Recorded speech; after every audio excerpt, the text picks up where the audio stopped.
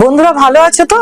আমি আবার চলে এসেছি তোমাদের সঙ্গে আরেকটি নতুন ভিডিও শেয়ার করতে।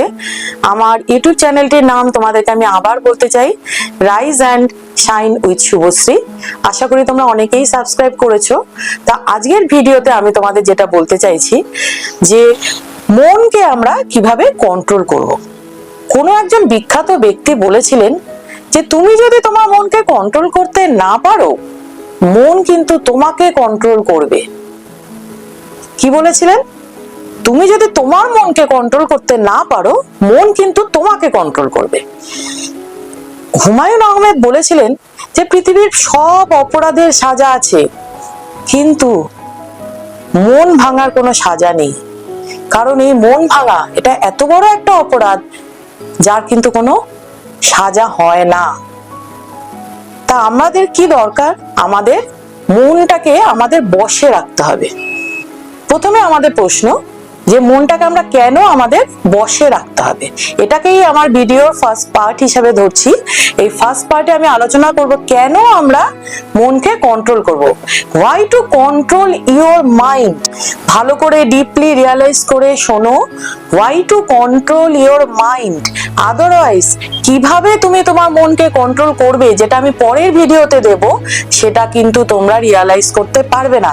সেই জন্য এই ভিডিওটা ভীষণ ঠান্ডা মাথায় প্রথম থেকে শেষ অবধি তোমাদের শুনতে হবে। Why to control your mind.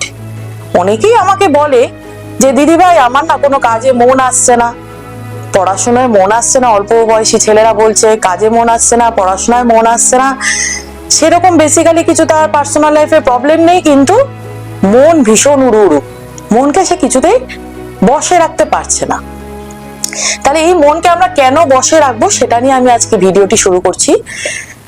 যখন আমাকে এই প্রশ্নটা বলে না যে দিদিভাই আমি আমার মনকে কন্ট্রোল করতে পারছি না, আমি দূরে কোথাও চলে যাব। একজন এরকম আমায় বলেছিল যে আমি সবকিছু ছেড়ে ছুড়ে দূরে চলে যাব। আমি তখন তাকে বলেছিলাম ঠিক আছে ভাই, তুমি যখন দূরে যেতে চাইছো পালিয়ে যাও।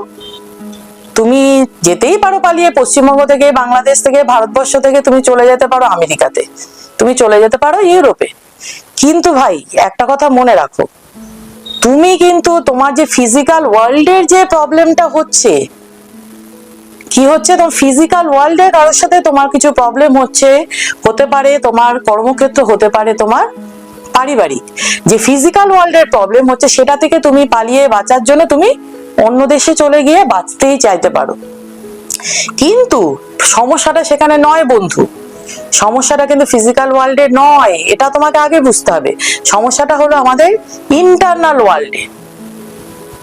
ইন্টারনাল ওয়ার্ল্ডের প্রবলেমটা যদি তুমি সলভ করতে না পারো, পৃথিবীর কোনো দেশে গিয়েই কিন্তু তুমি তোমার শান্তি খুঁজে পাবে না। সেই জন্য ইন্টারনাল ওয়ার্ল্ডের যে প্রবলেমটা, যেটা হচ্ছে মন কন্ট্রোল করে, মন আমাদের ইন্টারনাল ওয়ার্ল্ডকে কন্ট্রোল করে। ধরো তোমার মা বাবার মধ্যে খুব বড় একটা ঝগড়া হলো, কতক্ষণ, 5 মিনিটের ঝগড়া কি 10 মিনিটের ঝগড়া, ঝগড়াটা হলো ফিজিক্যাল ওয়ার্ল্ডে, ঝগড়া হলো, ঝগড়াটা মিটে গেল, খানিক বাদে দেখলে মা বাবা দুজনে একসাথে খেতে বসেছে। কিন্তু সন্তান হিসাবে তোমার মধ্যে একটা ইম্প্যাক্ট পড়লো।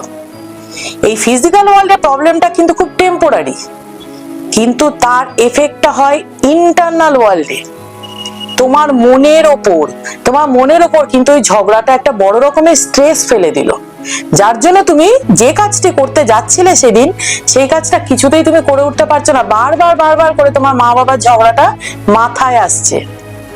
হতে পারে তুমি যেখানে চাকরি করছো সেখানে কোনো কলিগের সঙ্গে তোমার একটা খুব খারাপ রকমের বাদানুবাদ হলো, খানিক বাদে তোমরা আবার একসঙ্গে টিফিন খেলে, কিন্তু তুমি কিন্তু ভুলতে পারছো না কেন সে তোমার অপমান করলো বা কেন বাদানুবাদটা হলো। এই যে সাময়িক টেম্পোরারি ফিজিক্যাল ওয়ার্ল্ডের যে প্রবলেম, সেটা আমাদের ইন্টারনাল ওয়ার্ল্ডকে কিন্তু ভীষণ ভাবে এফেক্ট করছে, যার জন্য কি হচ্ছে, আমরা স্ট্রেসে চলে যাচ্ছি। এই স্ট্রেসে চলে যাওয়ার জন্য কি হচ্ছে বন্ধু, আমরা ফিউচারের কথা একদমই ভাবছি না। ফিউচারের কথা না ভেবে আমরা একটা দুম করে ডিসিশন নিয়ে ফেলছি। কি করছি আমরা? দুম করে একটা ডিসিশন নিয়ে ফেলছি, যে ডিসিশনটা আমাদের ফিউচারের জন্য ভীষণ ভাবে হার্মফুল। সেই জন্য বন্ধু আমাদের জানতে হবে মনকে কন্ট্রোল কেন করব। তাহলে আজকের মতো আমি এখানে আমার ভিডিওটা শেষ করছি। মনকে আমরা কেন কন্ট্রোল করলাম, যদি তোমাদের ভিডিওটা ভালো লেগে থাকে অবশ্যই আমার ইউটিউব চ্যানেলে চলে যাও, rise and shine with Subhashree channel, subscribe করে দাও। আর ভালো লাগলে লাইক কমেন্ট শেয়ার দিও। তোমাদের কমেন্ট সেকশনের উপর কিন্তু আমি খুব ভালোভাবে নজর রাখছি। যদি তোমাদের ভালো নাও লাগে তাও তোমরা কমেন্ট করে জানাও, ভালো লাগলে অবশ্যই কমেন্ট করবে।